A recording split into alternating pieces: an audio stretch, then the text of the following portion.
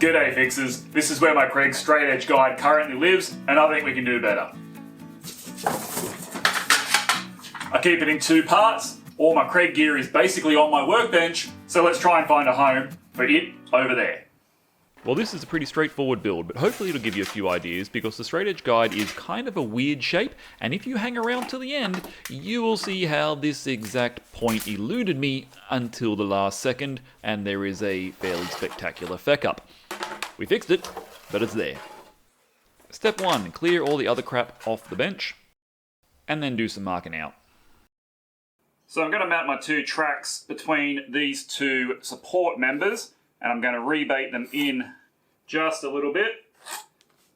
Kind of like what I did with the AccuCut on the other side. Make sure that's roughly level. Ooh, that's a horrible line.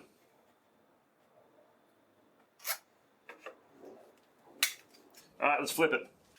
This section will actually be against the wall, but that's okay, because I always roll my workbench out anyway. However, to stop it being bashed, I do need to rebate these in. So I set my saw blade just a bit deeper than the thickness of the track, and we're using the crosscut to hack away everything in between the lines.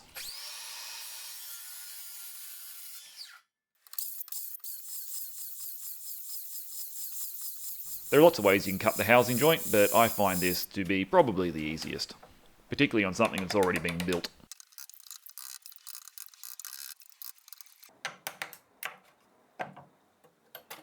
You could clean it up with a chisel, but I've got a router, so why not use it?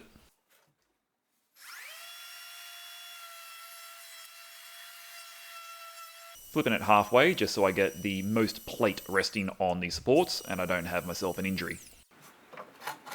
These sorts of projects are great. Not only do they give something a home, but I'm using all these little tiny bits of scrap that I just happen to keep lying around. You never know when they'll be useful, and that time is now.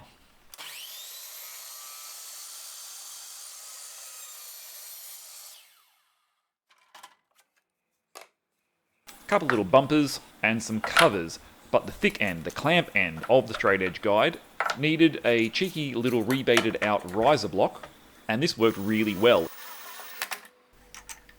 The front of the straight edge guide is actually shaped like a wedge, so when I got these bits screwed in and inserted the guide, it sticks in there beautifully. And the other end just gets a simple retaining hook.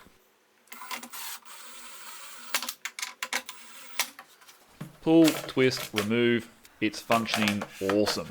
But remember what I said about the end bit. Chamfer all the things just to make it look a little bit prettier. And for the other length of track it was much easier because this one can just sit flush. The rebate is the perfect depth for that section of the straight edge guide.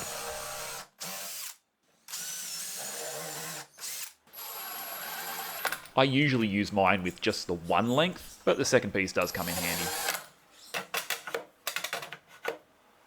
And believe it or not, we're nearly done. Well, I thought I was. So back up with the bench. For the legs. And time for a test fit.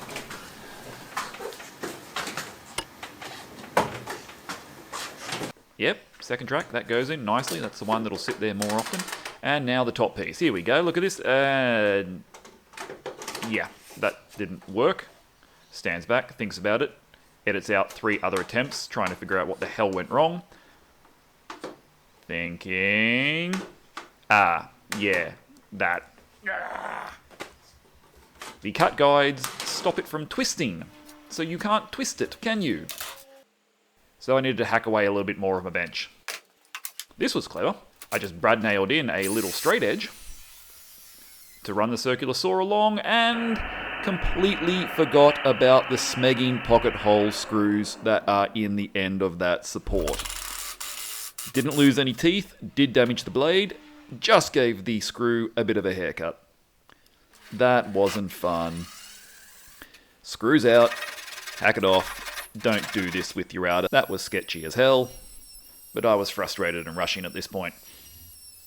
Don't do stupid things. Screw it all back together, and we should now have the clearance we need for this to operate properly. Yeah, that's much better. Happy dance, reload, and it all slides away nice and neatly. Well, I call these Fixit fingers quick fixes for a reason. That is done and dusted. Doing a workshop fix makes your life so much easier. So when you've got a few spare hours, knock off one of those pesky to-do list items. And an organisation project is probably the best way to do that. Catch you next time. James out.